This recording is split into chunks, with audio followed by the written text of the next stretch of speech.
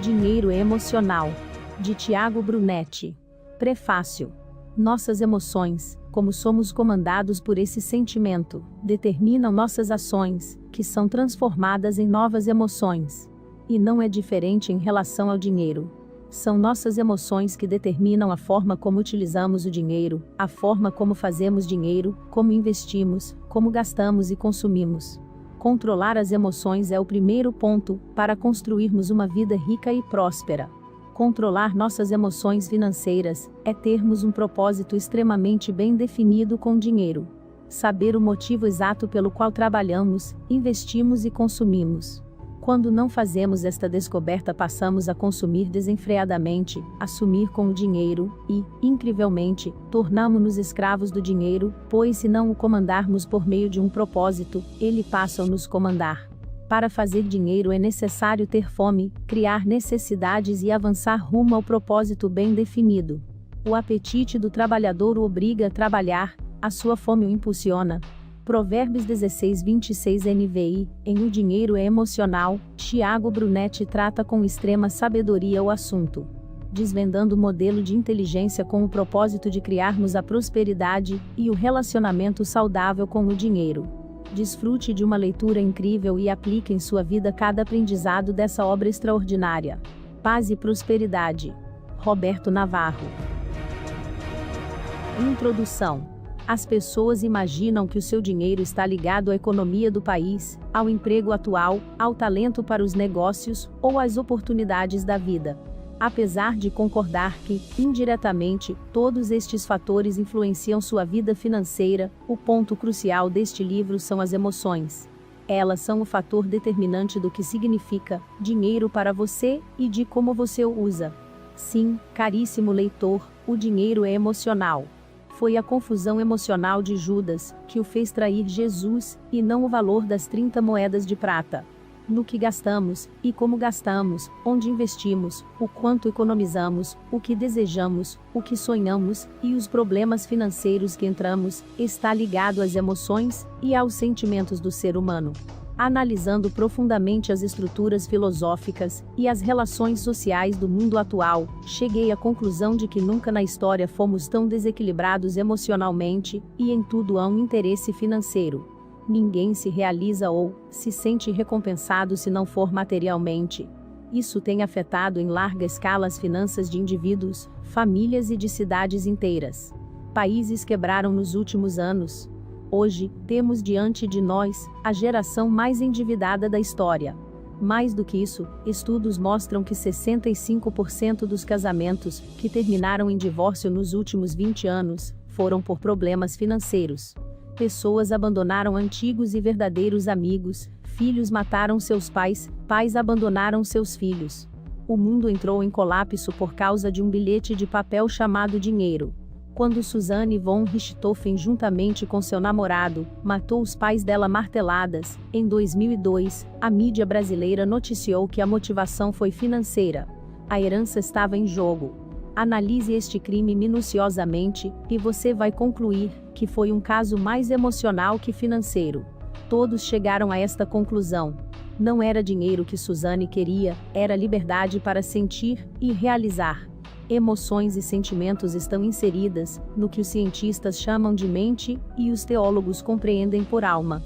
Tudo que sofremos na infância, as privações da juventude e os desgastes familiares nos levaram a criar um modelo de dinheiro. O dinheiro não é dinheiro, ele é a representação daquilo que ameniza, ainda que temporariamente, as nossas mazelas emocionais. Por isso, muitos brasileiros compram o carro que não podem, mas que querem ter, só para mostrar a todos as suas conquistas, suprindo assim um complexo de inferioridade, por exemplo. Como sempre, o dinheiro vem sendo usado para suprir nossas necessidades emocionais. Na verdade, ninguém quer dinheiro. Dinheiro é papel. Todos querem a segurança que o dinheiro pode dar. As pessoas querem aquilo que ele pode comprar, os amigos que ele traz, as viagens que ele proporciona. Seria esse o motivo de tanta desarmonia emocional? As pessoas não sabem quem são, e nem o que querem, e por isso colocam toda a sua esperança de felicidade e realização no dinheiro. Tenho sonhado com uma geração saudável financeiramente, pois apesar de existirem outras áreas primordiais para uma pessoa ser feliz, o dinheiro, no mundo capitalista de hoje, é uma fonte da realização. Ele representa a concretização de sonhos e projetos. Nas mãos certas, o dinheiro é uma arma poderosa para desenvolvermos indivíduos, famílias e cidades. Nas mãos certas, serve para criarmos um mundo melhor. Quando falo em dinheiro, não falo em quantidade, em bens ou em riquezas. E sim de tudo aquilo que você precisa para cumprir o seu propósito aqui na Terra. Isso sim, vai te fazer feliz e realizado. Isso é prosperidade. Com as emoções debilitadas, o ser humano é capaz de gastar tudo o que tem em apenas um dia de jogo em cassinos. Ele pode gastar o pagamento do mês com uma prostituta, pode investir todas suas economias em um negócio que jamais sairá do papel. Pode estourar o limite do cartão de crédito, um dinheiro que ele não dispõe no momento, para comprar um produto que só usará uma vez na vida, e como sempre, é só para tapar o buraco emocional que todo ser humano, que ainda não adquiriu este conhecimento, tem. Se dinheiro é emocional, primeiro precisamos estar convictos que somos saudáveis emocionalmente, para depois pensar em ganhar e administrar riquezas. O dinheiro levou a culpa de tragédias familiares, de queda de nações, de traições corporativas e da destruição da vida de muitas pessoas. Meu desafio nesta obra é levar você a refletir que dinheiro é nada sem uma mente para controlá-lo. O dinheiro é um ótimo servo e um péssimo senhor. O problema ou a solução está em nós. Vamos adiante. Tiago Brunetti. Inteligência bíblica. Acredito firmemente que devemos desenvolver as múltiplas inteligências. A inteligência emocional, financeira, política e bíblica são fundamentais para o equilíbrio da humanidade. A educação bíblica, neste caso, é o nosso GPS para esta estrada esburacada que é a vida. Bíblia não é religião. É a fonte de toda sabedoria e inteligência. Literalmente, um manual de instruções para a vida. Conecte-se a ela e, independentemente de sua crença ou crença, estarás preparado para prosperar. 3 João 1:2. Desejo que sejas próspero em tudo, assim como é próspera a sua alma. Esta obra, Dinheiro é Emocional, apega-se fortemente ao verso, que está na terceira carta do apóstolo João. O que lemos acima é uma prova milenar, de que se você não é próspero na alma primeiro, emoções, sentimentos, intelecto, vontades e etc., jamais será próspero em tudo. Concentre-se em estar 100% saciado internamente, e, em pouco tempo, o externo será um reflexo disso. Um pouco de história. Origem do dinheiro. A história da civilização nos conta que o homem primitivo procurava se defender do frio e da fome. Daí, buscava abrigo em cavernas. Naqueles distantes tempos, o homem se alimentava de frutos silvestres, ou do que conseguia caçando ou pescando. Ao longo dos séculos, com o desenvolvimento da inteligência, a espécie humana passou a sentir necessidade de ter mais conforto, caverna nunca mais, e começou a reparar no seu semelhante. Assim, como decorrência das necessidades individuais, surgiram as trocas. Esse sistema de troca direta, que durou por vários séculos, deu origem ao surgimento de vocábulos como salário, o pagamento feito através de certa quantidade de sal, pecúnia, do latim pecus, que significa rebanho, gado, ou peculium, relativo ao gado miúdo, ovelha ou cabrito. As primeiras moedas, tal como conhecemos hoje, peças representando valores, geralmente em metal, surgiram na Lídia, atual Turquia, no século VII. Antes de Cristo. As características que se desejava ressaltar eram transportadas para as peças através da pancada de um objeto pesado, martelo, em primitivos cunhos. Foi o surgimento da cunhagem a martelo, onde os signos monetários eram valorizados também pela nobreza dos metais empregados, como o ouro e a prata. Embora a evolução dos tempos tenha levado à substituição do ouro e da prata por metais menos raros, ou suas ligas, preservou-se, com o passar dos séculos, a associação dos atributos de beleza e expressão cultural ao valor das moedas, que quase sempre, na atualidade, apresentam figuras representativas da história, da cultura, das riquezas e do poder das sociedades. A necessidade de guardar as moedas em segurança deu surgimento aos bancos. Os negociantes de ouro e prata, por terem cofres e guardas a seu serviço, passaram a aceitar a responsabilidade de cuidar do dinheiro de seus clientes, e a dar recibos escritos das quantias guardadas. Esses recibos, então conhecidos como Goldsmiths Notes, passaram, com o tempo, a servir como meio de pagamento por seus possuidores, por serem mais seguros de portar do que o dinheiro vivo. Ou seja, com aquele pedaço de papel, a pessoa provava que tinha dinheiro. Assim, surgiram as primeiras cédulas de papel moeda, ou cédulas de banco, ao mesmo tempo em que essa guarda dos valores em espécie dava origem às instituições bancárias. Os primeiros bancos reconhecidos oficialmente surgiram, respectivamente, na Suécia, em 1656, na Inglaterra, em 1694, na França, em 1700, e no Brasil, em 1808. A palavra banco veio da italiana banco, peça de madeira que os comerciantes de valores oriundos da Itália e estabelecidos em Londres usavam para operar seus negócios no mercado público londrino. Fonte: Livro Casa da Moeda do Brasil. 290 anos de história, 1694-1984. Capítulo 1. Meu modelo de dinheiro. Dinheiro não é a coisa mais importante da vida, mas afeta todas as coisas que são importantes. Robert Kiyosaki. Assim que me dei a entender por gente, o dinheiro começou a fazer parte das minhas dores e felicidades. Não importa se sua infância foi abastada ou cheia de privações. De alguma forma, o dinheiro criou um modelo dentro de você. Sem perceber, os acontecimentos de nossa vida nos impuseram um código de normas, atitudes e reações. Ficamos encarcerados nele. Desde os tempos mais remotos, o dinheiro é motivo de alegrias e tristezas. Ele, por si só, já é algo contraditório. Pode dar esperança e pode retirá-la. Na minha infância e adolescência, passei por experiências com dinheiro, que refletiram em minhas ações e reações na fase adulta. Apesar de meu pai ter tido uma carreira militar bem-sucedida, nossa vida não era abastada. Somos 3 irmãos, e a inteligência financeira não era conhecida em nossa família. Sendo assim, não podíamos esperar muita coisa. Meus pais se esforçavam para colocar meus irmãos e eu nos melhores colégios, esforçavam-se para que tivéssemos acesso a cursos extracurriculares, como os de inglês e informática. Em contrapartida, não podíamos ter um bom carro, por exemplo. Por este motivo, íamos para uma escola de classe média alta, onde alguns alunos chegavam até de motorista particular, e nós chegávamos de chevetinho vermelho. Hoje dou risadas de uma passagem da minha adolescência. Eu entrava no carro correndo para nenhum amigo me ver, e, já dentro do veículo, cobria a cabeça com a camisa para não ser reconhecido na rua do colégio. Isso não tinha a ver com pobreza, ou com grandes humilhações.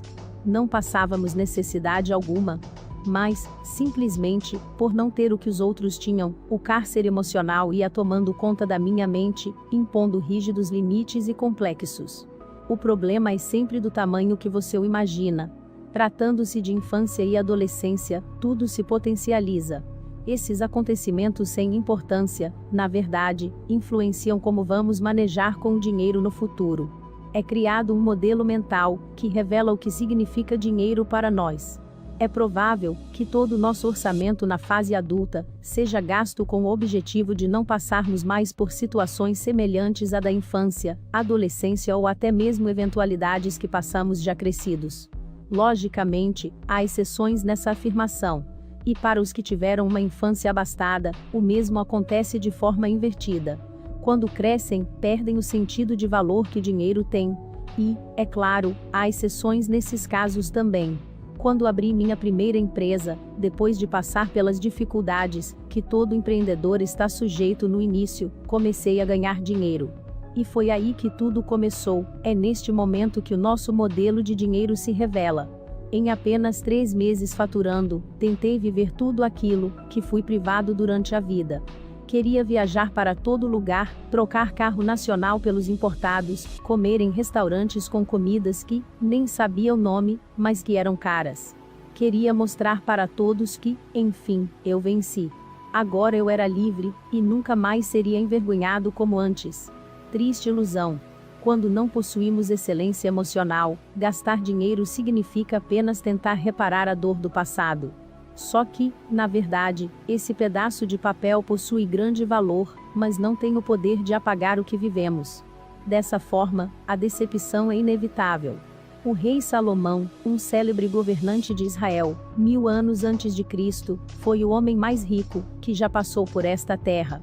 Historiadores, religiosos e teólogos concordam com esta afirmação. Em um dos seus últimos escritos, o livro de Eclesiastes, o pregador, como era conhecido na nação dos judeus, deixou-nos algumas dicas sobre dinheiro. Eclesiastes 7:12 NVI: a sabedoria oferece proteção, como faz o dinheiro, mas a vantagem do conhecimento é esta: a sabedoria preserva a vida de quem a possui. A característica da sabedoria, que é o princípio da excelência emocional, é ter vida. Quem só tem dinheiro, tem uma espécie de proteção. Porém, com muitos limites. Com sabedoria e, consequentemente, inteligência emocional, temos proteção e vida. O que pode ser melhor que isso? Imagine sua família e seus negócios desfrutando destes dois ingredientes da felicidade. Ganhar dinheiro e administrá-lo, investir, poupar, negociar e opinar sobre dinheiro, está conectado ao que você viveu ou sobreviveu na infância e adolescência. Hoje, somos reflexo daqueles momentos bons ou ruins que passamos. Muitos reeditam as janelas traumáticas da memória, e conseguem, apesar de uma infância de profunda privação e vergonha, vencer na família, nos negócios e também socialmente.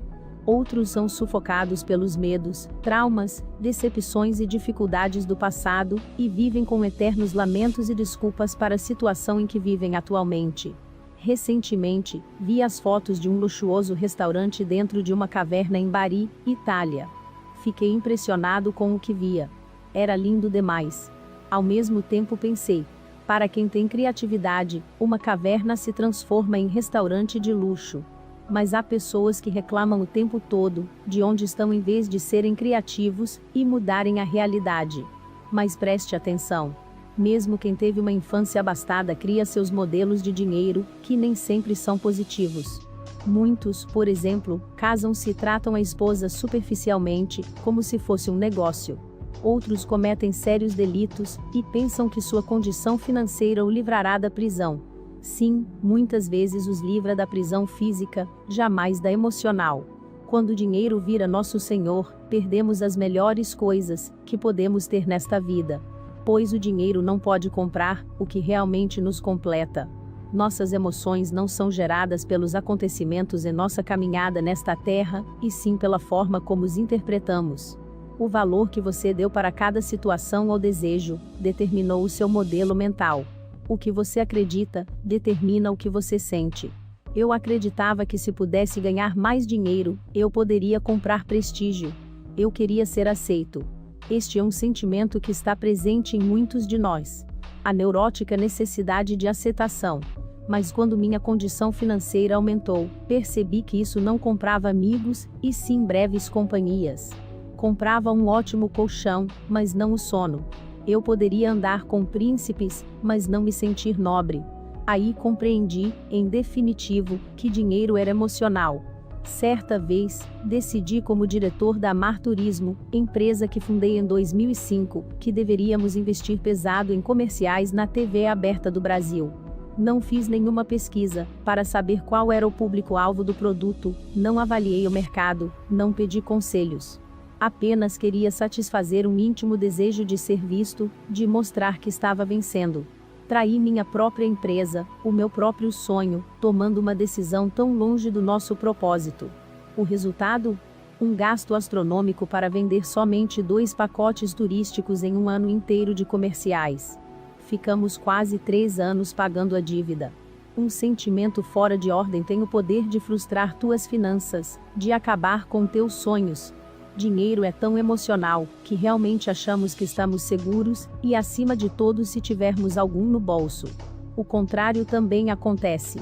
Quando estamos sem recurso algum, a gente se sente inseguro, e o menor dos homens.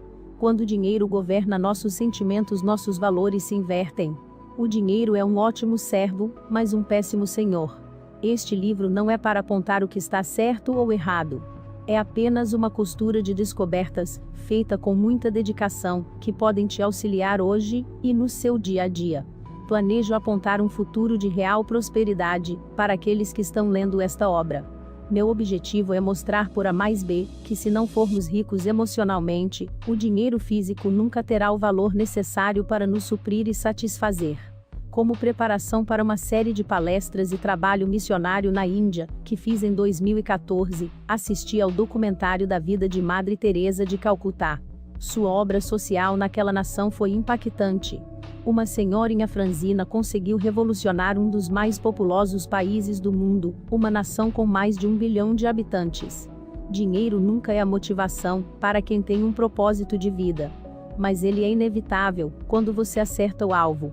Quando Madre Teresa começou a cumprir seu propósito, os recursos vieram. As emoções da freira estavam tão alinhadas com a prática bíblica e com os mais pobres, que sua obra social, que começou com poucos voluntários e sem nenhum recurso, atingiu em pouco tempo um alto nível internacional de mídia, doações e visibilidade. A importância de seu trabalho entrou para a história da Índia e da humanidade. Pessoas ricas emocionalmente estão focadas no bem coletivo. Pessoas que querem ser apenas ricas de dinheiro, geralmente, focam no seu próprio bem. A prosperidade está muito mais conectada com o seu interior do que com sua conta bancária. Gastar R$400 mil em uma festa de casamento, por exemplo, não garante um matrimônio feliz. Pois o segredo da felicidade está na mente, sentimentos e emoções. Está na forma como você vê o mundo e se relaciona com ele, e não enquanto você tem para gastar. O dinheiro sempre será um ótimo complemento de sua prosperidade interior. Enquanto ele tiver a patente de servo, a felicidade estará sempre à porta. Um jovem pescador da Galileia havia se tornado discípulo do homem que dividiria a história. Jesus estava em sua casa, em Cafarnaum, uma linda cidade israelense à beira-mar, quando Pedro entrou correndo ao seu encontro, para dizer que os cobradores de impostos estavam na cidade e perguntavam se eles pagariam as taxas devidas. Jesus, antecipando-se a Pedro, pergunta: "O que te parece, Simão? De quem cobram os reis da terra os tributos e impostos? Dos seus filhos, ou dos alheios?" Simão Pedro respondeu: "Dos alheios." Disse Jesus: "Logo, estão isentos os filhos. Mas, para que não escandalizemos, vai ao mar, lança o anzol, tira o primeiro peixe que subir, e, abrindo-lhe a boca, encontrarás uma moeda. Toma e fenhá, e paga por mim e por ti." Quem tem um propósito definido nesta vida, não é guiado pelas pressões emocionais que vivemos diariamente. São os impostos, taxas, compras do mês, cheques que irão compensar, boletos atrasados, ligações de cobrança, mensalidades da escola dos filhos e mais, uma infinita lista que poderíamos fazer aqui.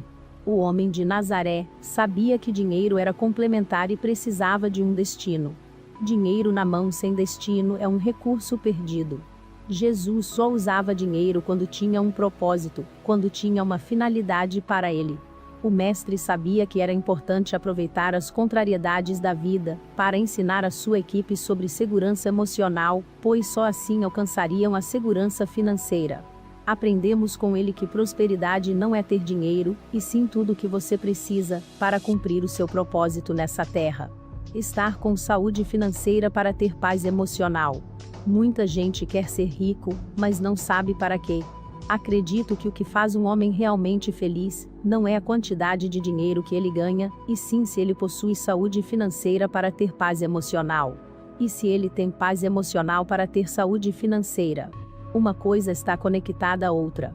Escrevo este capítulo do Japão, onde estou ministrando em uma conferência, em uma cidade próxima de Tóquio.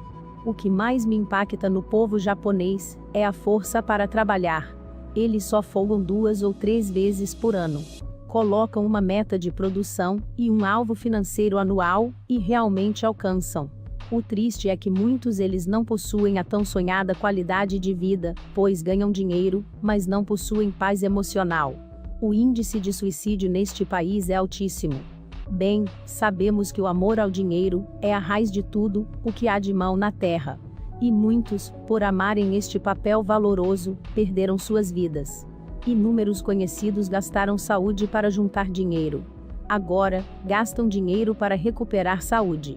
Se posso lhe dar um conselho, dou este. Não permita que seu modelo de dinheiro te escravize. Espero que este livro lhe seja útil, para que você seja livre e realizado nesta área, durante toda a sua vida. Certa vez, eu conversava com minha mulher, lembrando de situações financeiras difíceis pelas quais passamos. Rimos de algumas cenas.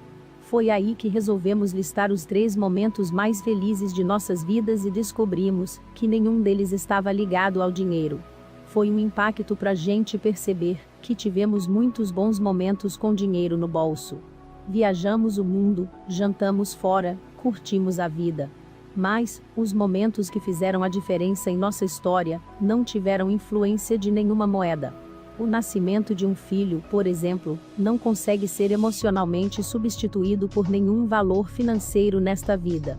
Então, independentemente do que você viveu no passado, e do modelo que foi criado, sua felicidade não depende de sua conta bancária.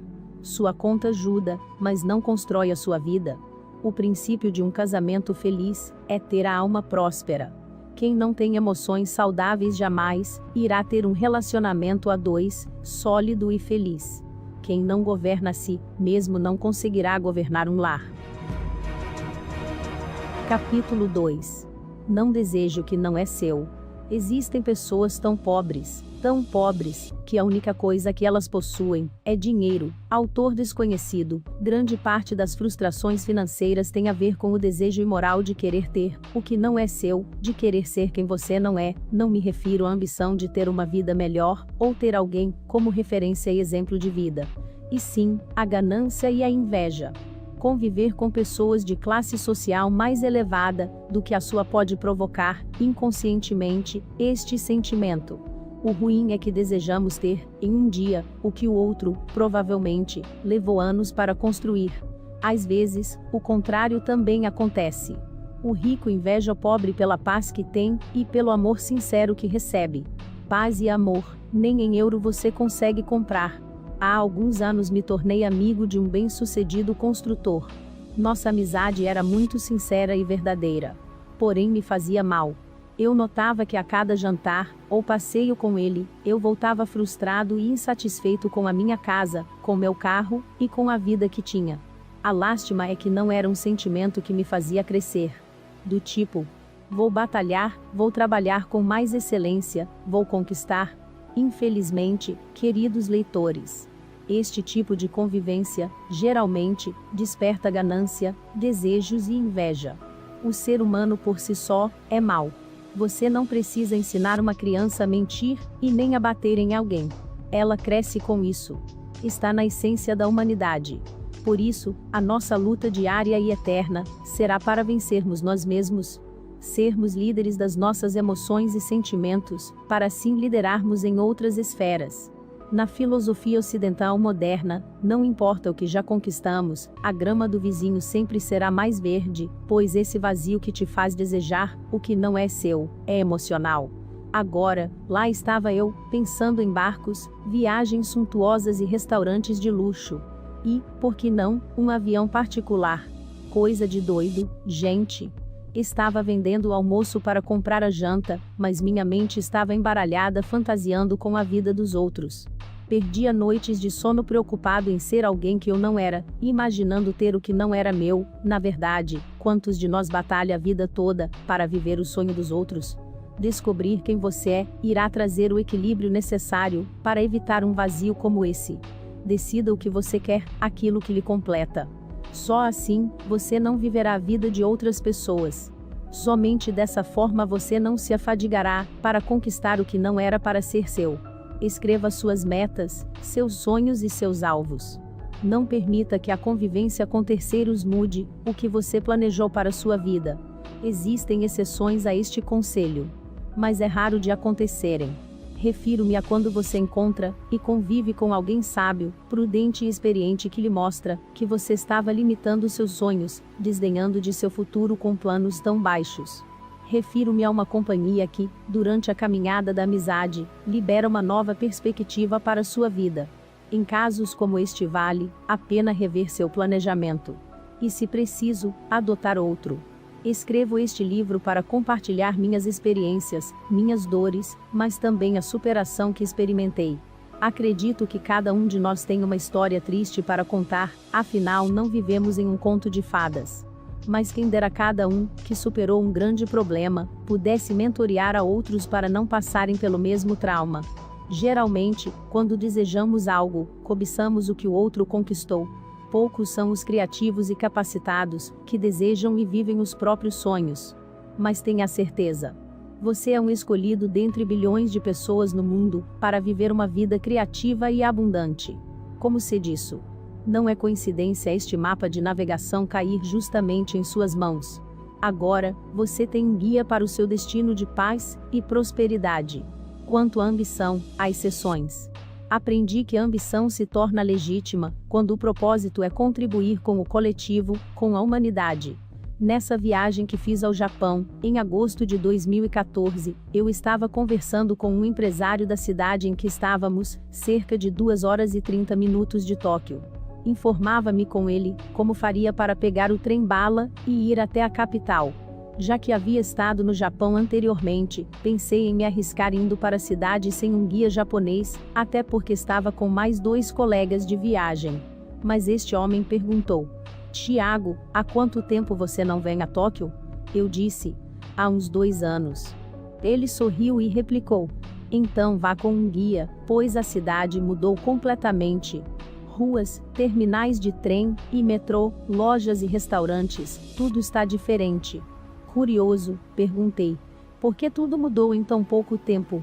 E ele: as Olimpíadas, meu caro. Reformamos e estruturamos toda a cidade. Franzindo a testa, pensativo, sussurrei: ué, não me lembro das Olimpíadas de Tóquio. O amigo japonês sorriu novamente e respondeu: não houve Olimpíadas ainda. Será somente em 2018. Mas já entregamos as obras. Quando alguém dá um trabalho para um japonês, ele não descansa até concluir, afirmou o empresário. Fiquei extasiado. 6 anos antes, e as obras estão prontas. Aqui, no Rio de Janeiro, faltam menos de 2 anos para as Olimpíadas de 2016, e nosso atual governo produziu pouco. Tóquio já era uma supermetrópole e melhorou ainda mais. Esse é o tipo de ambição que vale a pena. Querer melhorar nossa cidade, para que todos desfrutem dos benefícios. Termos políticas públicas que são capazes de melhorar e dar esperança ao futuro de cada cidadão. Agora, prestem atenção. Eu desejei que minha cidade, o Rio de Janeiro, fosse reestruturada e modernizada como Tóquio, e não que eu tivesse a vida do empresário japonês, ou que eu morasse no Japão. Não mudei minha perspectiva, mesmo estando impressionado com o país em que estava. A ambição pode ser coletiva. Já a ganância é sempre individual. Quantas vezes fui aos Estados Unidos dar palestras e seminários, e escutei as histórias dos brasileiros imigrantes. Muitas. A maioria emigrou, mesmo que ilegalmente, em busca de um futuro melhor. Mas o futuro de uma pessoa não está conectado à situação econômica de um país, e sim às suas decisões e escolhas diárias. A mesma dificuldade que o indivíduo encontrava no Brasil encontrará na América, na Europa ou onde for, o problema normalmente está conosco. Mas, com o emocional descontrolado, tomamos decisões, geralmente, sem conselhos, e nos mudamos de mala e cuia, para onde parece ter uma oportunidade. Pessoas que vivem de oportunidades, nunca encontram a porta certa, pois estão sempre ocupadas e distraídas, com o que pareceu ser a grande chance. Que diga alguns imigrantes: acredito que chegou a hora de sua vida mudar para sempre. Chegou o momento de se estabilizar para crescer. Você faz o ambiente ou o ambiente faz você. É frequente em minhas conversas, sessões de coaching, ou nas conferências mundo afora, eu encontrar pessoas que foram moldadas pelo ambiente em que estavam. Isso não é regra, mas é demasiadamente comum. Poucos são os decididos, corajosos e convictos do propósito, que modelam um ambiente quando chegam, e não o contrário. O exemplo clássico disto é o jovem que vira bandido por ter crescido em uma favela onde o crime organizado e o tráfico dominam. O ambiente o formou e deu um destino a ele.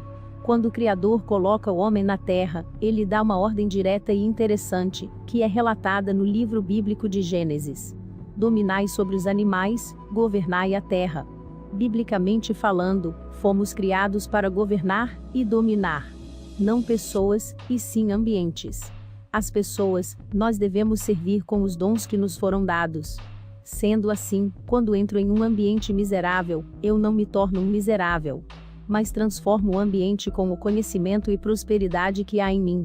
Se entro em um ambiente milionário, também não me torno um milionário, mas transformo o ambiente com tudo aquilo que possuo, e que o dinheiro não pode comprar. Temos o poder de transformar ambientes. Quando temos essa consciência, já não desejamos o que não é nosso. Ao contrário, queremos dar aquilo que temos. Quando resgatamos estes princípios, não saímos por aí comprando, porque todos do nosso ambiente estão comprando. Mas governamos nossos impulsos. O ambiente perde o efeito sobre nós. Se você comprar coisas que não precisa, logo terá que vender coisas que precisa. O princípio de finanças equilibrada é ter sentimentos prósperos. Ganância, vingança, inveja e maledicência são sentimentos que destroem a alma, impossibilitando assim que você seja próspero em tudo. Livre-se de todo sentimento que impede a prosperidade de sua alma, e se prepare para ter mais acesso aos recursos financeiros. Capítulo 3. As frustrações controlam seu dinheiro. O dinheiro não compra nenhuma necessidade da alma.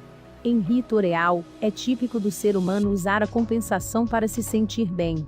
Ele pensa: já que minha vida sentimental está uma droga, vou comer a melhor comida que eu puder pagar hoje, ou já que minha vida profissional não melhora, vou gastar o pouco que me resta em uma viagem inusitada. Outros pensamentos comuns são estes: já que recebi um não de uma pessoa querida, vou ao shopping e comprar qualquer coisa em 10 vezes no cartão, e, já que fui contrariado, vou mudar de carro, para provar que ninguém me controla, mas que eu posso fazer o que quiser. As frustrações diárias da vida dominam nossos recursos e determinam para onde cada centavo vai. É impressionante como não percebemos a vida, como ela é, estamos sempre confundidos, enganando a nós mesmos.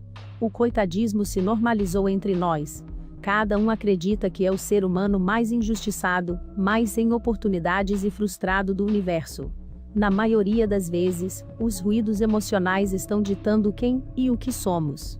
Estes dias, recebi um e-mail arrogante e ameaçador de um amigo. Meu sangue ferveu. Em meio àquela guerra mental, para controlar a explosão de sentimentos, tive uma ideia para fugir daquela asfixia emocional. Peguei minha carteira e fui a uma loja de objetos antigos, pois fazia tempo que eu passava nesta vitrine, e admirava algumas peças decorativas. Certamente ficariam ótimas em meu escritório. Minha mente confusa dava comandos a todo o meu corpo, que esse era o caminho, para eu esfriar a cabeça. Mas enquanto eu, já lúcido, passava em frente a tal loja, calculei e vi que era uma maluquice comprar aqueles objetos. Eles custavam uma fortuna, e eu nem sequer colecionava antiguidades. Mas com as emoções à flor da pele, você é tomado pelo medo, pela insegurança e pela solidão. Se tiver dinheiro na carteira ou cartão de crédito liberado, prepare-se. Você vai tentar gastá-los. Eu tentei, estava bêbado emocionalmente. Entrei na loja e já não me importava se eu ia gastar meu limite do cartão, ou se ia usar do dinheiro separado, para pagar uma conta de casa. Eu só queria me sentir bem, e retomar aquele sentimento de segurança e aceitação. Eu queria me livrar daquele tormento de ser contrariado e agredido por alguém querido. Foram 40 minutos de batalha interna. Enfim, eu me acalmei. Tomei o controle do meu eu. Não permiti ser escravizado pelos meus próprios pensamentos. Entendi naquele instante o que escrevo neste capítulo. Minhas frustrações não podem controlar meu dinheiro. Determinei que não iria mais ceder às compensações, para ficar momentaneamente bem comigo mesmo. Se tudo der errado, se eu for contrariado, se alguém que amo e considero me ferir, se eu receber um não, se minha fase matrimonial, profissional ou sentimental não estiver boa, farei um diálogo entre eu e eu mesmo. Vou conversar e debater comigo mesmo diante de um espelho, questionando meus medos e inseguranças. Pois a noite pode ser longa e cheia de choro, mas o dia sempre volta a amanhecer. Meu dinheiro não precisa sofrer junto com minhas emoções. No caso deste meu amigo, esperei o sangue esfriar, e liguei para ele no outro dia. Pedi perdão, por mais que eu achasse que foi ele quem errou. Porém, o que importa mais? Ter razão ou ter reconciliação?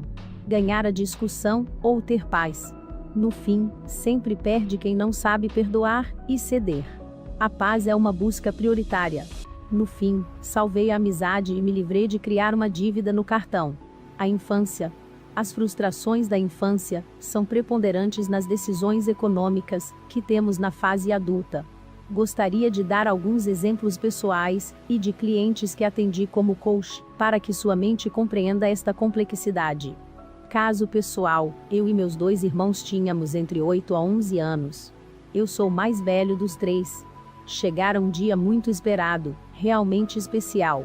A inauguração de um salão de jogos supermoderno em nossa cidade. Videogames de última geração, fliperama e todo tipo de diversão que, naquela idade, nós adorávamos. Marcamos com mais 6 amigos e amigas, para passarmos o dia juntos. Meu pai acordou e, ainda pela manhã, deu R$ 30 para cada um de nós, o que na época era uma boa quantia para brincar nos games. Ficamos irradiantes. Teríamos um dia perfeito, na fila, já com os amigos, uma menina que estava em nosso grupo, e era muito admirada por nós, por ser filha de um prestigiado líder religioso, vira para mim, e pergunta: "Quanto você trouxe para gastar com as fichas?" Eu abri um sorrisão inocente e respondi: R$ 30. Ela mudou de fisionomia, parecia estar em dúvida ou incrédula, e resmungou: "Só R$ 30? Meu pai deu R$ 200 para cada uma de minhas irmãs, e para mim. Senti-me um mendigo. Algo tão pequeno criou um enorme buraco em minhas emoções. Episódios como este marcam nossa infância, e crescemos como um sentimento de que agora temos que provar o que temos, precisamos ganhar e ter mais do que os outros, não podemos mais sentir a vergonha de ter menos do que todos. Eu, particularmente, decidi não ser vítima das frustrações. Com pouco ou muito dinheiro, decidi ser livre, para ser feliz. Nem todos têm um guia espiritual, um mentor, um pai, um psicólogo que seja, para orientar e aconselhar em um momento de rejeição e dor. Nem todos conseguem força, para lutar contra si mesmo, e reeditar essas lembranças ruins. Livros como esse são uma bússola que te auxilia a encontrar o caminho da sanidade e do equilíbrio. Vamos em frente. Caso 1, Osvaldo é um riquíssimo empresário. Nunca ouvi repetir um par de sapatos. Todos os seus calçados tinham as marcas mais caras e famosas do mundo. Em todas as sessões que fazíamos, reparava como ele cruzava as pernas de forma que o sapato ficasse bem à mostra. Não entendia por que um homem tão rico queria claramente mostrar para alguém a marca do sapato que estava usando.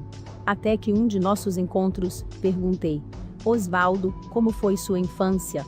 Ele respondeu: "Muito boa. Meus pais me ajudaram bastante, sabe, meu velho era motorista de ônibus. Minha mãe, costureira. Ainda assim sempre lutaram para que eu tivesse oportunidades na vida", disse-me o empresário. Insisti: "Mas, de todos os seus desejos e sonhos da infância, qual você não podia realizar na época? Dos não realizados, quais lhe machucaram o coração?" Os olhos dele lacrimejaram. Percebi que algo ainda estava ali, bem escondido dentro de seu coração. Osvaldo então me conta que seus pais batalharam muito para ele estudar em uma boa escola e assim tentar garantir o futuro dele. Porém, nessa escola, todos usavam o tênis da moda. Me lembrei de meu próprio caso, que relato no capítulo 1 sobre o carro do meu pai. Ano após ano, o sentimento de humilhação de ser o único que não podia ter os lançamentos das grandes marcas era insuportável. E, para completar, ele estava indo para a escola com o mesmo tênis há 3 anos. Osvaldo conta que pensou em muitas coisas ruins, para tentar adquirir aquele tênis. Para não sentir aquela vergonha estranguladora todos os dias no colégio, ele estava disposto a qualquer coisa. Mas seguiu no caminho certo. Na adolescência, foi trabalhar como frentista em um posto de gasolina, para juntar dinheiro para fazer uma faculdade. Quando cresceu mais um pouco, formou-se em economia, e se tornou um dos maiores consultores bancários da cidade. Ficou milionário. A partir daí, passou a colecionar os melhores tênis e sapatos que as lojas podem oferecer. Aquele sentimento faz ter hoje em dia uns 200 pares de sapatos importados. Mesmo tendo tudo o que queria nos dias atuais, ainda era escravo de uma frustração do passado. Gastava muito para reparar uma dor de anos atrás. Trabalhei muito com ele a importância de reconhecer onde estava o problema, pois só podemos mudar aquilo que identificamos e reconhecemos. Quando ele se deu conta que este sentimento nutrido ao longo dos anos era destrutivo, resolveu se libertar. Foram horas, dias, meses trabalhando com Osvaldo. Mas estou orgulhoso. Hoje ele é muito mais rico por dentro do que por fora. Ele usa menos sapatos do que antes e doa mais. Atualmente está calçando crianças carentes e de orfanatos que jamais poderiam ter um tênis bom, quanto mais o da moda. Ele usou a sua dor para nortear o seu destino. Quando eu fui à Índia em missão, ele foi um dos primeiros a doar para os orfanatos de lá. Nossa vida só tem um real valor se a maneira que vivemos transforma a realidade dos que estão à nossa volta. Dê sentido à sua vida, ao seu propósito de existir, vencendo as dores do passado, não aceitando ser o coitadinho. Deseje ardentemente dar a volta por cima e tomar o controle de sua história. Saiba que, agindo assim, o seu futuro começa hoje. Sigo torcendo muito por você. Imagine se nossos governantes tivessem excelência emocional e educação financeira. Será que seríamos menos saqueados, extorquidos, enganados e manipulados? Você acredita que se nossa nação fosse educada com base nas múltiplas inteligências emocional, financeira, política e bíblica, conseguiríamos mudar o destino da próxima geração? Deixe eu lhe contar uma história. O Brasil foi fundado debaixo de uma confusão total. A opressão portuguesa e de outros países europeus sobre os brasileiros era demasiada. Éramos apenas uma colônia para exploração. Um acidente de percurso. Só para você saber a origem do nome de nosso povo. O sufixo eiro só era usado para identificar um trabalhador, repare. Costureiro, aquele que trabalha com costura. Pedreiro, que trabalha com obras. Padeiro, aquele que faz pão. Como eiro pode ter ido parar em nosso pronome gentílico? Veja. Quem nasce na América é americano, na Suíça, é suíço, na Itália, é italiano, no Brasil, brasileiro. Brasileiro era o nome dado aos que trabalhavam cortando o pau-brasil, árvore típica de nossa região na época. Somente em nosso país, o nome que se dava a uma função de trabalho, foi adotado para nomear os filhos da nação. O livro 1822, do historiador Laurentino Gomes, revela que a corte portuguesa não tinha nenhum interesse em transformar isso aqui em um país de verdade. Nascemos por um acidente, por falta de comunicação entre Portugal e os políticos da época. Se as frustrações controlam nosso dinheiro, como você acha que a economia do Brasil irá melhorar, tendo em vista nosso histórico? A cultura de governo, que se estabeleceu por aqui, foi a de tirar proveito a todo custo. Não devemos criticar, e sim entender que isso é fruto de sérias frustrações passadas, e que agora devemos reagir e trabalhar para transformar essa realidade. Eu tenho muita esperança no Rio de Janeiro, minha cidade. Tenho muita esperança em nosso país. Mas sei bem que teremos que trabalhar arduamente, investindo em tempo e fora de tempo na educação multifocal, e em outras áreas, para que nossos filhos e netos tenham uma nação melhor. Um país que não reedita sua história, que não educa seus governantes antes de chegarem ao poder, tem poucas chances de crescimento e prosperidade. Mas quem está disposto a pagar o preço da mudança? Dinheiro público também é emocional. Quem não governa suas próprias finanças, não pode governar o dinheiro de uma cidade. Para cada gasto desnecessário, cada desvio de verba, para cada ato de corrupção ou de omissão no governo, tem alguém descontrolado por trás. Quem se corrompe não é o sistema, são pessoas. Se mudarmos o coração e a mentalidade de nosso povo e governantes, você verá que o sistema se adapta imediatamente. Realmente acredito que não precisamos somente de bons projetos, mas de bons corações para executar esses projetos. Dinheiro continua sendo emocional, seja no micro ou macro sistema financeiro. O princípio para uma vida profissional feliz é ter a alma realizada. Prosperidade traz realização. E se sua alma/mente não estiver alinhada com a sua autorrealização, jamais terás vida profissional feliz. Ainda que você esteja trabalhando na melhor empresa do universo. Capítulo 4. Desenhe a sua meta financeira. Dinheiro não cria sucesso, só te dá a liberdade para criar o sucesso. Nelson Mandela. Se dinheiro é emocional, quanto mais certo você estiver do quanto é necessário para concretizar seus projetos, mais garantida será sua conquista. As emoções funcionam na autossugestão, ou também pela sugestão de outros. Isso quer dizer que se você tem um cartaz mental do quanto você precisa para ser feliz, seu corpo e mente irão trabalhar continuamente por isso. Pois sugerindo a si mesmo uma meta ser alcançada, ou pela influência de terceiros, como mentores, professores, pais, amigos, cônjuge, você consolida dentro de si um projeto. Aprendi, por meio da inteligência bíblica, que o Criador não dá dinheiro para uma pessoa, e sim para o projeto que ela tem. Os homens e mulheres da Bíblia que prosperaram, conquistaram o topo da montanha pela causa que tinham. Quando você tem bem claro qual é o seu sonho, fica mais fácil desenhar uma meta financeira. Sem um projeto, dificilmente você terá forças naturais, e também ajuda lá de cima para conquistar seu objetivo. Muitos fecham os olhos, e sonham em serem ricos. Ah, que maravilha seria ter dinheiro, para comprar tudo o que eu quero, e preciso. A diferença entre quem sonha, e quem realiza é o alvo e as metas que essa pessoa tem. Alvo e metas estão inseridos no projeto. Se o seu sonho é abrir uma veterinária, seu projeto como veterinário é ter uma clínica. Agora você precisa de um alvo e, em seguida, de metas. Alvo. O alvo é o público que você quer atingir, o bairro no qual você quer trabalhar, o tipo de funcionários ou parceiros que você gostaria de ter. Os alvos são importantes para definir a essência do projeto. Quero dizer que se você não tiver alvos, ou pior, alvos mal definidos, o fracasso sempre será uma opção. Para definir seu público você precisa conhecer bem sobre o produto e seus consumidores. Vou dar um exemplo agora usando dados inventados, apenas para ilustrar.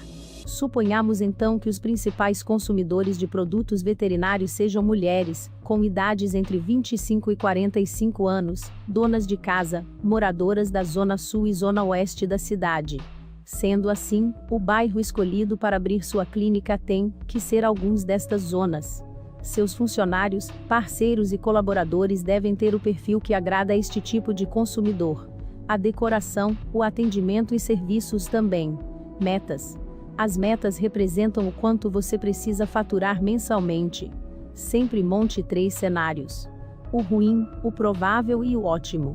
Se você precisa de R$10.000 por mês para manter o seu projeto, faturar R$9.000 é péssimo. R$12.000 é provável, e R$25.000 é ótimo. Dentro das metas estão também tamanho do local para o projeto, quantidade de funcionários e qualidade ou marca dos fornecedores. Somente com um projeto montado, seja empresarial, familiar, matrimonial ou institucional, você poderá pensar em conquistar riquezas, ou o que chamo de liberdade financeira. Suas emoções só irão trabalhar a seu favor, se você souber o que quer. Eu procuro tirar um dia da semana, ou um fim de semana do mês, para desenhar minhas metas financeiras, ou avaliar as que já atingi ou estou para atingir. Busco alinhar minha mente e coração com a meta que desenhei. Assim, corpo, alma e espírito trabalham em prol do mesmo objetivo. Eu defino o que é prioridade, concluo o que é importante sem ser ameaçado pelo urgente. Essa segurança mental, sem dúvida, é uma das garantias para chegarmos às metas, alvos e objetivos de nosso projeto. Nosso sonho pode ficar apenas na imaginação, se não aprendermos a desenhar o passo a passo da conquista. O princípio para uma vida espiritual satisfatória é ter a alma próspera. Muitos homens e mulheres espirituais até mataram em nome de Deus. Sem paz emocional nunca alcançaremos uma vida espiritual coerente. Capítulo 5. Desfrutar o que se tem. Você precisa conquistar as coisas que o dinheiro não compra, caso contrário será um miserável ainda que seja um milionário. Augusto Cury.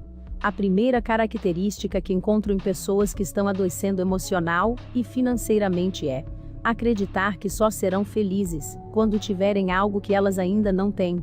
Elas acabam não desfrutando do que possuem hoje e vivem pelo dia seguinte. Como coach, atendi pessoas que me diziam: quando eu comprar aquele carro, Ah, se eu tiver dinheiro para me casar com aquela pessoa. Ah, se eu consigo financiar aquela casa de praia. Ah, se o governo mudar o sistema econômico, aí sim serei feliz. Quando uma pessoa está convencida que ainda não é realizada na vida, porque lhe falta comprar ou conquistar algo, identifico em segundos uma insatisfação que nada tem a ver com dinheiro. Quem não tem as emoções saciadas, sempre irá buscar coisas materiais, para preencher um vazio que, na verdade, nunca será preenchido por algo físico. A cultura ocidental prega que não devemos sofrer, ou passar por privações. Ela promove que devemos ter tudo o que queremos. Essa filosofia se instalou em nossas vidas, famílias, cidades, e agora, queremos ter uma vida hollywoodiana utópica. Isso é uma tragédia sem precedentes, pois nunca conseguiremos viver a vida abstrata de uma ficção. A publicidade atual nos bombardeia com a seguinte ideia: gaste compulsivamente hoje, compre este produto que você nem precisa, mas afinal todos têm. Mas não lhe avisam que um futuro de escassez lhe espera. Por isso, o passo número 1, para quem deseja controlar seu dinheiro, e nunca ser dominado por ele é: seja feliz e agradecido com o que você tem hoje. Isso não quer dizer que você é um conformista, que não tem ambição em melhorar de vida. Ao contrário, quero dizer que você desfruta de tudo que conquistou até hoje, assim como continuará desfrutando das conquistas do amanhã. A vida é curta demais para termos apenas uma fase de deleite. Temos que aproveitar todas as etapas de nossa vida, não apenas as boas. Parece ilógico, mas o aprendizado sempre está nas fases ruins. As partes boas são as recompensas, as quais você nunca terá, caso realmente não tenha sido experimentado e aprovado pela vida durante os dias difíceis. Conheci pessoas extremamente bem-sucedidas que, apesar da conta bancária impecável, estavam insatisfeitas com a vida. Escutei algumas delas reclamando que sua mansão de 6 suítes não era tão boa quanto a do vizinho. Inacreditável. Dinheiro é emocional. Se suas emoções não estão saudáveis, seus recursos jamais irão satisfazê-lo. Se seu emocional não está saciado, o dinheiro nunca cumprirá este papel. Índia, uma experiência inexplicável. Como já comentei, estive recentemente no norte da Índia, um dos países mais populosos e pobres deste planeta. Estive por lá mais de uma semana visitando aldeias e vilarejos. Usava a parte da manhã para anunciar fé e esperança nos lugares ermos da cidade. À tarde, investia o tempo, junto com a equipe que estava comigo, no orfanato de meninas que foram abusadas, abandonadas e esquecidas por essa vida. Um lindo trabalho que amei conhecer e contribuir. Aproveitava as noites para escrever parte deste livro. Estava em uma das cidades mais miseráveis do mundo. Acreditem. Nada do que você já viu na vida se compara com aquilo que vi e senti por lá. Meu conceito de dinheiro foi aperfeiçoado nesta viagem. Nunca fui tão agradecido pelo que tenho. Ruas sujas, pessoas fazendo suas necessidades nas esquinas, comida sendo preparada no chão, a céu aberto com todo tipo de insetos em cima. Doenças de pele, mendigos miseráveis pelo chão, um calor de 40 graus. A água é contaminada, não existe restaurante, táxi, nada. É um pesadelo. 24 horas por dia se ouvem buzinas altas e constantes. Um trânsito louco, ninguém respeita ninguém. A cada 30 minutos uma mulher é estuprada. Em um lugar como esse, ter dinheiro no bolso não quer dizer muita coisa. No aeroporto de Calcutá, por exemplo, mesmo com alguns dólares no bolso, não conseguia almoçar. No único lugar para comer algo, não aceitava cartão de crédito e nem moeda estrangeira. A casa de câmbio do aeroporto estava fechada. E quando abriu, informaram-nos que não aceitavam notas de 100. Sim, fiquei desesperado. Dinheiro no bolso dá certa tranquilidade. Mas quando descobrimos que ele não serve no lugar em que estamos passando alguma privação, aí revelamos o que somos. Você precisa ser você com ou sem dinheiro no bolso. É necessário se manter estabilizado emocionalmente em um mundo abundante, ou em um limitado. Quer descobrir se o dinheiro é teu servo ou teu senhor? Fácil, analise se você fica alegre quando está com dinheiro ou triste quando está sem. Houve um tempo em que mesmo que meus filhos estivessem com saúde e sorridentes, ou minha linda esposa me esperando para um jantar romântico em casa, eu me sentia infeliz, se minha vida financeira não estivesse em alta. Isso é ser escravo. Ter tudo, porém, não usufruir de nada. O dinheiro não pode controlar suas emoções. Ele não pode ser o senhor dos teus sentimentos. Quem influencia o seu emocional governa você. Quando se está em lugar com toda essa escassez, confia-se mais no transcendental do que no físico. Usa-se mais a fé do que a confiança no dinheiro. Foi em vilarejos perdidos no interior da Índia que entendi que devemos desfrutar do que temos. Somos tão influenciados pelo que pensa nosso vizinho, pelo que a TV vende, pelo que os outros vão dizer, que acabamos nos esquecendo de agradecer e desfrutar do que já conquistamos. Às margens do famoso rio Ganges, vi os gurus do hinduísmo serem respeitados como semideuses. Um dos motivos pelo qual são tão temidos é porque vivem sem depender de nada humano. Dentre essas coisas, o dinheiro. O princípio da gratidão jamais deve ser quebrado para quem quer governar sobre os recursos. Visitei vários países em que eu reclamava da comida, do hotel, do calor, da cultura e etc. Mas depois dessa experiência, todos esses lugares parecem paraísos. Quero dizer que o que está ruim sempre pode piorar. Agradeça o mínimo que você tem hoje. Quem é feliz e contente com pouco, certamente será com muito. Agradeça hoje pelo que você tem, pelo que já se conquistou. Não deixe a murmuração, reclamação e falta de fé tomar sua mente. Concentre-se no tanto que já é seu e foque no que pode vir no futuro. Seja grato pelas noites de sono e de paz, pelo que se tem na conta bancária, pelo carro que você anda, pelo emprego que você tanto reclama, pela saúde que te deixa empreender. Desfrute do hoje, pois esse é o seu treinamento para o futuro. O princípio de uma vida familiar notável é construir a felicidade da alma primeiro. Você não precisa de uma família para depois ser feliz, mas ser feliz individualmente para, a partir de então, fazer de sua vida familiar o lugar mais seguro da Terra. Capítulo 6. O dinheiro de Jesus e as emoções de Judas. Do que vale o homem ganhar o mundo inteiro e perder a sua alma? Bíblia, feche seus olhos e pense no maior traidor da história. Quando se fala em traição, o nome de Judas vem à nossa memória. Todos conhecem a história do homem que vendeu o mestre por 30 moedas de prata. Este era o valor que se pagava por um escravo daquela época. O confuso era que Judas administrava altas quantias de dinheiro para Jesus. A Bíblia diz que ele cuidava da bolsa com os valores doados pelos seguidores e admiradores de Cristo. Em outra passagem, diz que mulheres de alta posição sustentavam Jesus com os seus bens, e Judas era o tesoureiro de todo esse empreendimento.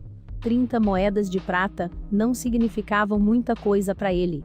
Depois de analisar minuciosamente, concluí que Judas não traiu Jesus por dinheiro. Também, não foi somente pelo que os teólogos defendem como Satanás se apoderou dele. Afirmo isso, pois Pedro também negou a Jesus naquele dia terrível, e, dias antes, Cristo havia declarado que Satanás estava em seu discípulo. Aparta-te de mim, Satanás, pois cogitas as coisas dos homens, e não as de Deus. Essas foram as palavras do Nazareno para o discípulo Pedro. Judas e Pedro estavam na mesma situação. Os dois traíram Jesus, os dois foram influenciados pelo inimigo. Mas só um se suicidou e entrou para a história, como o maior traidor de todos os tempos. Pedro, depois de negá-lo, saiu correndo chorando e entrou em um profundo processo de arrependimento. Processo esse que o levou a uma interiorização, a um equilíbrio emocional. Judas também se arrepende, e vai até os chefes do Sinédrio devolver as 30 moedas. Mas eles se recusam dizendo que não podem receber o dinheiro de volta por se tratar de sangue inocente. Judas fica ainda pior depois disso. Ele não se lembrou dos 3 anos e meio de convivência com Cristo. Esqueceu-se das misericórdias infinitas, do amor incondicional, deletou de sua memória que a especialidade de Jesus era perdoar e dar novas chances. Trancado dentro de sua consciência ferida, tirou a própria vida. Já Pedro perdoou a si mesmo, e lembrou do amor do Mestre. Ele considerou o Mestre do amor. Já ressuscitado, Jesus aparece no mar da Galileia.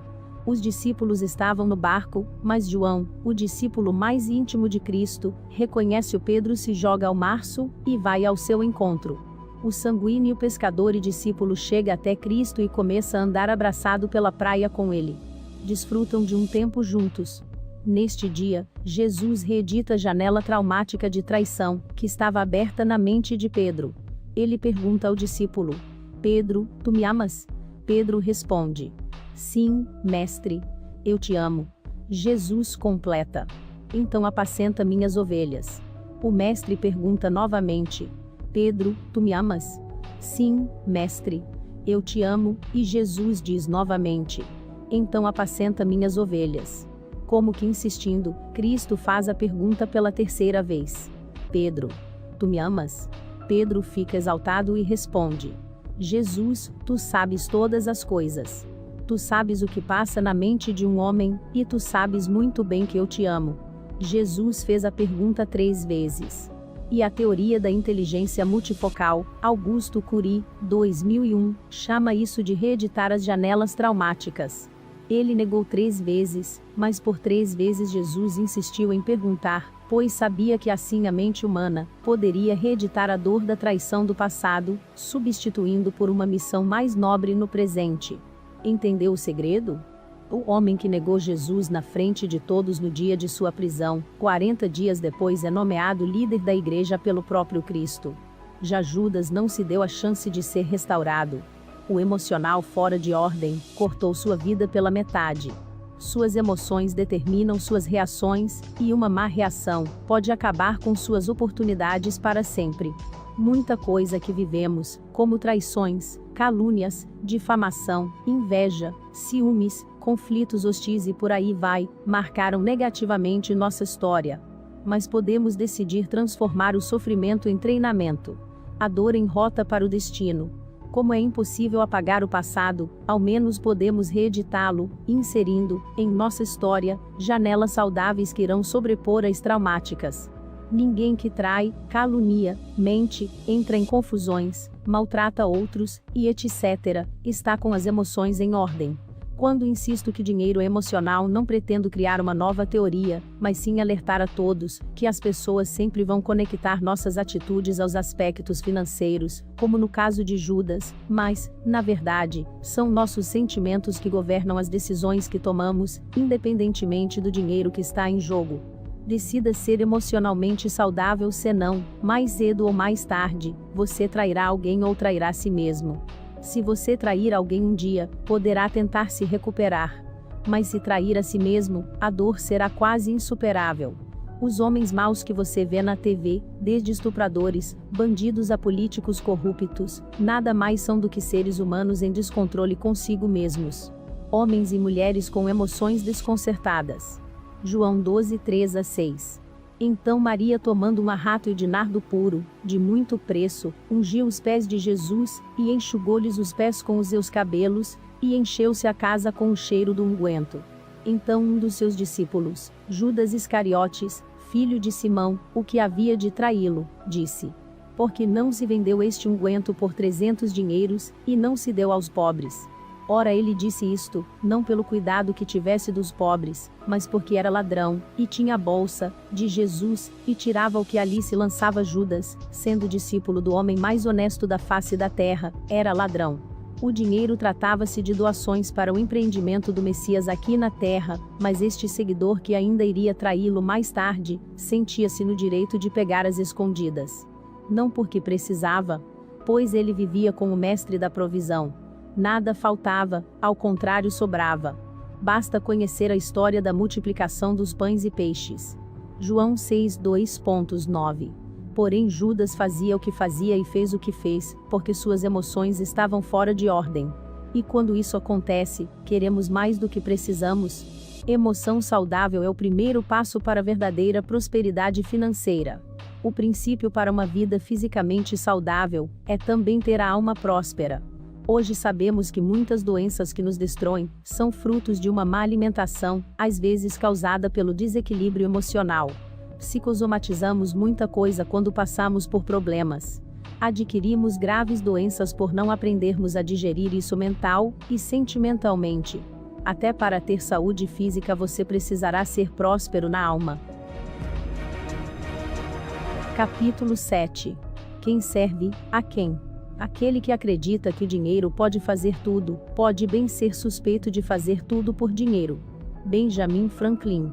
Jesus, o Cristo esperado pelas gerações em Israel, disse certa vez: vocês não podem servir a dois senhores, pois haverão de agradar a um e aborrecer o outro. Vocês não podem servir a Deus e a Mamon, o Deus das riquezas. Se dinheiro é emocional, a quem suas emoções servem, seu dinheiro serve também. Esse pode ser o motivo pelo qual muitas pessoas ainda não conquistaram sua liberdade financeira ou o estágio da superabundância. O dinheiro só vai para onde suas emoções o levam. Que loucura, você pode considerar. Então, pense na última coisa que você comprou ou investiu e me diga qual foi o motivo. Perguntei isso em um seminário que realizei em São Paulo, e um homem de negócios que estava presente respondeu: eu comprei um Rolex. Perguntei: qual foi o motivo da compra? Ele disse: foi por necessidade, pois eu tinha uma reunião muito importante essa semana com investidores e senti a necessidade de estar muito bem apresentado. Então repliquei: você quer dizer, na verdade, que o que fez você comprar o relógio foi a insegurança de não ser aceito ou respeitado por estes importantes homens da reunião, não foi? Ele refletiu e balançou a cabeça concordando comigo. Pedi para que ele falasse com as próprias palavras, e ele respondeu: tenho muito medo de não ser aceito. Eu continuei: na verdade, há marcas 10 vezes mais baratas, que te colocariam no nível de qualquer grande empresário. Mas suas emoções imploravam por aceitação e toda essa situação de ter que se reunir com pessoas mais bem-sucedidas e influentes gerou muita insegurança. Quem sofre é o seu bolso. Principalmente porque esse não era um sonho dele. Não existiu uma realização nesta compra. Foi apenas uma fuga do sentimento de insegurança. Você precisa, em caráter de urgência, saber quem está controlando quem. Quem está no comando? O dinheiro e suas emoções controlam você ou você ainda está no controle? Quem controla suas emoções governa você. Nós reproduzimos o que sentimos. Generosidade. Um dos fatores que apontam que o dinheiro é nosso servo é a generosidade. Homens e mulheres generosos não conhecem o vazio existencial. Dar é melhor do que receber, pois supre uma dimensão do ser humano, que os teólogos denominam de espírito. Dar é espiritual, receber é natural. Os homens mais ricos do mundo são os maiores doadores também. Você sabia? Warren Buffett, o americano conhecido como o guru dos investimentos, chegou a ser o homem mais rico do mundo há alguns anos. Então, ele decidiu doar sua fortuna para uma instituição de caridade. Foi seguido pelo também americano Bill Gates, o dono e fundador da Microsoft, que também doou sua riqueza a instituições. Ambos voltaram a ser os mais ricos do mundo anos depois. Eles descobriram que se não fossem generosos não iriam saciar a única dimensão do ser humano, que o dinheiro não influencia. O espírito, a inteligência existencial. Ser grato pelo que tem, e generoso independentemente da quantidade que possui, são princípios imutáveis para ser feliz e completo. São armas que te levam a dirigir sua vida, e a não ser controlado por ela. Quantidade certa. A chuva é boa ou ruim? É uma bênção ou uma maldição? Bom, depende da quantidade. Se chover pouco, os rios não vão encher, a colheita não será regada, faltará água em todo lugar. Mas se chover muito, as enchentes destruirão cidades inteiras, os rios transbordarão e afogarão o que estiver ao redor. Tudo pode ser destruído pela força das enxurradas. Procuro explicar em meus treinamentos que crise não é somente falta de alguma coisa. Pode ser o excesso também, como vimos acima. Com a falta de chuva, você tem uma crise de seca. Com o excesso de chuva, você tem uma crise de alagamentos e deslizamentos. E quanto ao dinheiro? Essa regra vale? Para muitas pessoas ter pouco dinheiro é ruim. Para outras, ter muito é a causa da destruição. Você conheceu alguma pessoa que se autodestruiu depois de enriquecer? Conhece a história dos ganhadores da Mega Sena? Já viu alguém desistir da família, porque teve sucesso em algum empreendimento? Bom, não somos preparados para o pouco, e nem para o muito. Somos seres humanos em construção, e se não formos treinados não saberemos sobreviver, nem com pouco, e nem com muito. Investindo em tempo de crise. Em 2010, eu estava nos Estados Unidos conversando com um empresário de lá. A América estava passando por uma grande crise. 2 anos antes, o mercado havia quebrado. Houve uma grande crise financeira e imobiliária. Muitos escândalos surgiram. Mas este visionário falava sobre investir em imóveis na Flórida. Eu ri, vejam minha ignorância, e disse: qual maluco que vai querer investir em um país que está quebrando? Ele respondeu: Tiago, a crise é o melhor momento de se investir. No momento em que todos estavam comprando, eu estava juntando. Agora que todos estão vendendo por menos da metade do preço normal, eu estou comprando. 3 anos depois, o patrimônio deste homem saltou para 20 vezes mais do que em 2010. Quando o dinheiro te serve, você tem controle absoluto sobre ele.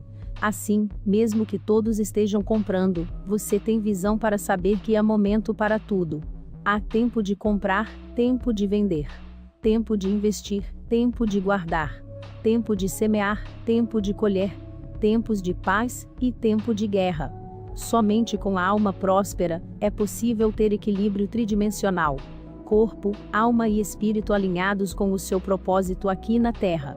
Isso é felicidade. Capítulo 8. Decida o que você quer. Muitas pessoas gastam dinheiro que não têm, para comprar o que não precisam, para impressionar pessoas que não gostam. Sábio desconhecido. O motivo pelo qual muitas pessoas ainda não possuem saúde financeira e paz emocional é porque nunca decidiram isso. O segredo é a educação. Instrução mais referência igual educação. Não basta somente fazer um curso de inteligência financeira ou emocional. É preciso ter um exemplo a seguir, alguém para se espelhar. O ser humano está sempre em desenvolvimento e precisa de um modelo como referência. Há um conflito interior, que não deixa a pessoa decidir se quer ser próspera emocionalmente, organizada financeiramente e capaz de contribuir com a sociedade, ou se é pecado ser feliz e ganhar dinheiro. Um conflito que faz pensar que é melhor continuar com as mazelas emocionais, pois afinal já nasceram assim, ou a vida que os tornou dessa forma, do que lutar para entrar na estrada do aperfeiçoamento. Temos falado muito aqui, que sua mente controla suas ações e reações. O que você crê, reflete no seu corpo, alma e espírito. Não tem jeito. Você é transformado por aquilo que acredita. Se mentalmente você não está certo do que quer, ou para onde quer ir, haverá sempre uma confusão interior, que jamais permitirá que você alcance suas metas e objetivos. Quando eu tinha 15 anos, comecei a trabalhar de assistente de gravação em um estúdio musical. Trabalhei ali por quase 4 anos. Foi observando meu chefe à época, Pedro, o dono do estúdio, que decidi entre os 18 e 19 anos que queria ser empresário. A liberdade de fazer seus horários, de ter sempre de onde tirar o recurso, de ser admirado pelos funcionários e clientes, era isso que eu queria. Quando defini isso, e imprimi em minha mente este sonho, nunca mais ninguém conseguiu me fazer desistir. Aos 24 anos, comecei minha primeira empresa sem R$1 no bolso. Eu só tinha coragem e paixão. Decidi o que eu queria, e parti para o segundo desafio. Qual ramo seguir? A música não era para mim. Meu talento era limitado nessa área, e eu queria ser o melhor no que eu fazia. Foi quando aceitei passar alguns meses na Europa servindo como missionário em algumas igrejas cristãs. Acabei ficando 2 anos entre idas e vindas. Aprendi muito, amadureci demais. Quando retornei em definitivo ao Brasil, já não tinha mais dúvidas. Queria ter uma agência de viagens. Era apaixonante trabalhar viajando, realizar o sonho de tantas pessoas de conhecer novos lugares. Além disso, parecia ser um negócio lucrativo e prazeroso. Fiz cursos, especializei-me nesta área, e, com a bênção de Deus, iniciei o projeto. Como falo no livro Rumo ao Lugar Desejado, lançado em 2014, chegamos a ser uma das 10 empresas mais bem-sucedidas do país no segmento de viagens à Terra Santa, Israel. Mesmo começando do zero, sem apadrinhamento, sem recursos e sem mentoreamento, consegui formar uma equipe, vender as primeiras ideias e conquistar os fornecedores. Tudo é mais difícil assim. Mas nada é impossível. Eu realmente sabia o que queria. Os recursos sempre seguirão as suas emoções. Se elas estiverem confusas e indecisas, o dinheiro não saberá para onde ir. Acredite em mim. Tem dinheiro disponível para todos, mas como não liberamos o destino dele, tudo fica travado. Casais que não sabem o que querem. O casamento é complexo. Não há como entender as mulheres, afirmam os homens. Dentre tantos problemas que um relacionamento a dois pode ter, o dinheiro, sem dúvida, está no topo da lista. Casais com mentalidade, objetivos e sonhos diferentes, costumam recorrer ao divórcio na primeira crise financeira que enfrentam. Depois que me casei com Giannini, percebi que a vida seria insuportável sem ela. Quando tivemos nossos filhos, descobri o sentimento imensurável de ter uma família, por outro lado, ser o provedor dela. As contas são simples. Todo brasileiro entende sobre isso. Trabalhamos 4 meses do ano só para pagar impostos.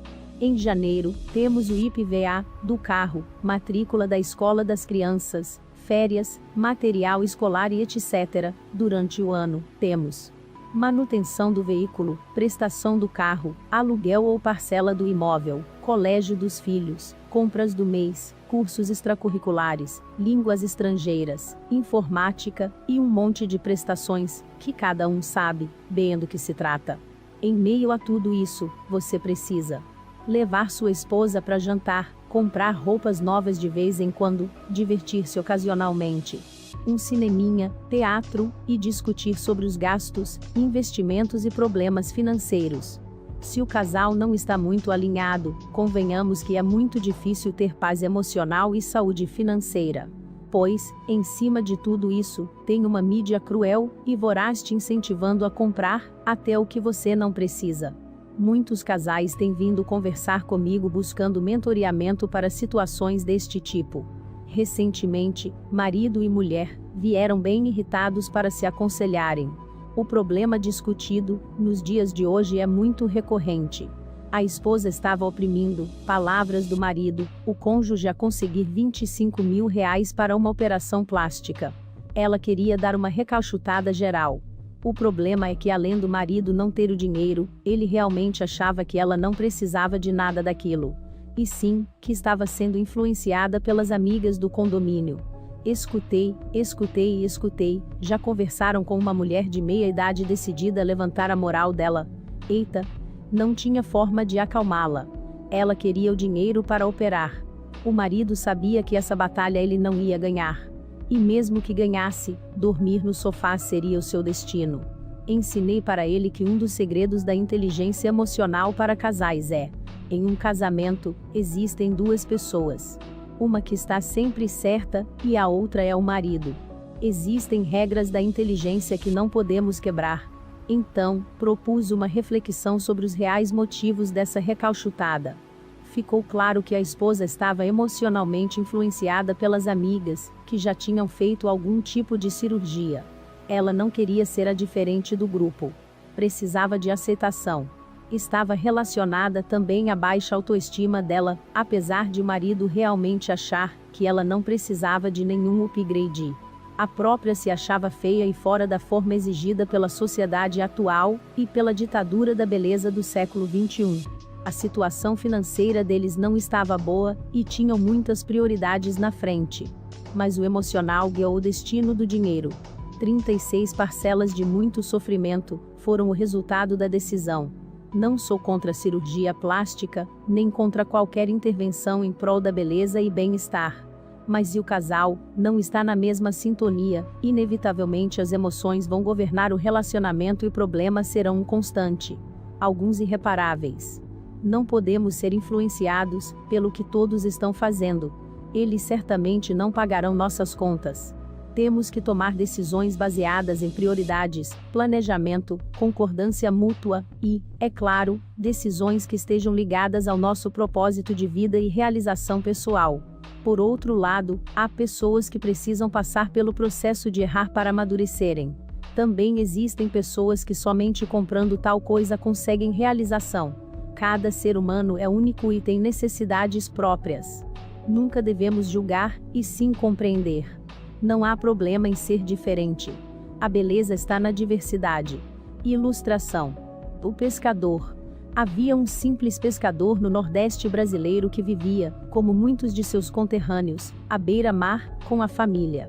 Seus filhos iam à escola pela manhã, e à tarde, o ajudavam com o barco de pesca. Seu Antônio era conhecido por aquelas bandas por ser um exímio selecionador de peixes e tradutor dos sinais vindo do mar. Ele pescava em grande quantidade por saber encontrar as melhores regiões, e selecionava cada peixe conforme o tipo e qualidade de cada um. Certa vez, um mega empresário que vivia em uma estafa fora do comum escolheu o Nordeste, para descansar por 2 dias. Caminhando pela paradisíaca praia encontrou seu Antônio. Ficou analisando como ele era bom na quantidade e na qualidade do que pescava. Um menino que vivia pelo cais lhe contou algumas coisas sobre o pescador, e o homem notou que com apenas um barquinho sem estrutura, ele conseguia vender até 150 peixes em um dia. E mais. Os melhores peixes já eram pescados encomendados por alguns restaurantes da cidade, contou o menino. O mega empresário ficou curioso, interessado naquela história.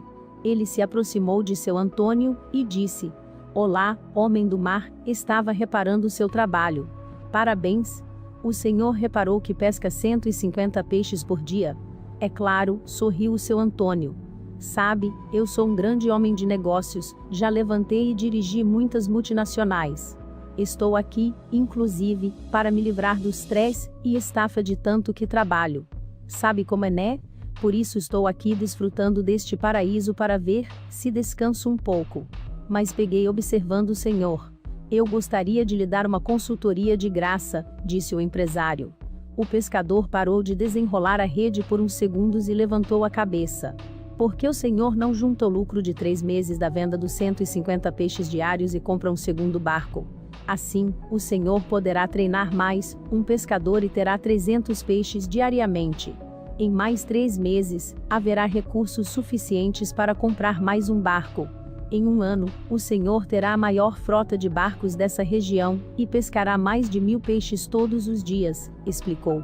O simples pescador perguntou: "E depois disso?" Depois você pode abrir uma cooperativa, futuramente até abrir capital na bolsa. Podemos até sonhar em vender a empresa para uma multinacional. Com alguns anos de trabalho você poderá se tornar multimilionário, seu Antônio." O pescador insiste. "E depois disso?" "Como assim, homem do mar?" questiona o rico empresário. "Depois disso você poderá vir morar na praia, comer nos melhores restaurantes, ser feliz com sua família, e aproveitar o melhor dessa terra." Seu Antônio sorri, e diz: "Moço da capital, isso é justamente o que tenho hoje.